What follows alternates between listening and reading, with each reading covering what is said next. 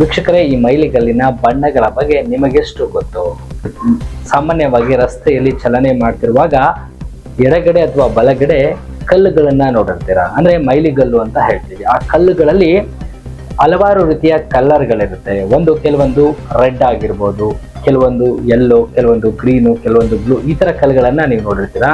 ನಮ್ಮ ದೇಶದಲ್ಲಿ 56 ಲಕ್ಷ ಕಿಲೋಮೀಟರ್ ರಸ್ತೆ ಜಾಲವಿದೆ. ರಾಷ್ಟ್ರೀಯ, ರಾಜ್ಯ ಮತ್ತು ಸ್ಥಳೀಯ ರಸ್ತೆಗಳನ್ನ ಮೈಲುಗಲ್ಲಿನ ಬಣ್ಣದಿಂದ ಗುರುತಿಸಬಹುದು. ಅಂದ್ರೆ ಸಾಮಾನ್ಯವಾಗಿ ನೀವು ನೋಡಿರ್ತೀರಾ, ಹಳದಿ ಪಟ್ಟಿ ರಾಷ್ಟ್ರೀಯ ಹೆದ್ದಾರಿಯನ್ನ ಗುರುತಿಸ್ತದೆ. ಇನ್ನ ಕಲ್ಲಿನಲ್ಲಿ ಹಸಿರು ಪಟ್ಟಿ ಏನಾದ್ರು ಇತ್ತಂದ್ರೆ ಅದು ರಾಜ್ಯದ ಹೆದ್ದಾರಿ ಅಂತ ಗುರುತಿಸ್ತದೆ. ಇನ್ನ ನೀಲಿ, ಕಪ್ಪು, ಬಿಳಿ ಪಟ್ಟಿ ಇವೆಲ್ಲವೂ ಜಿಲ್ಲಾ ರಸ್ತೆಯನ್ನ ಗುರುತಿಸ್ತದೆ.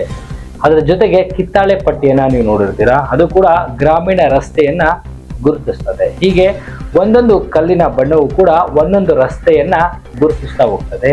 ಇದು ನಿಮಗೆ ಗೊತ್ತಿಲ್ಲ ಅಂದ್ರೆ ಇದನ್ನ ನೀವು ನೋಡಿ ಇತರರಿಗೂ ಕೂಡ ಶೇರ್ ಮಾಡಿ. ಮತ್ತಷ್ಟು ಸುದ್ದಿಗಳಿಗಾಗಿ ನೋಡ್ತಾ ಇರಿ ಪಬ್ಲಿಕ್ ನ್ಯೂಸ್ 24x7. ಇದು ಸತ್ಯದ ಧ್ವನಿ.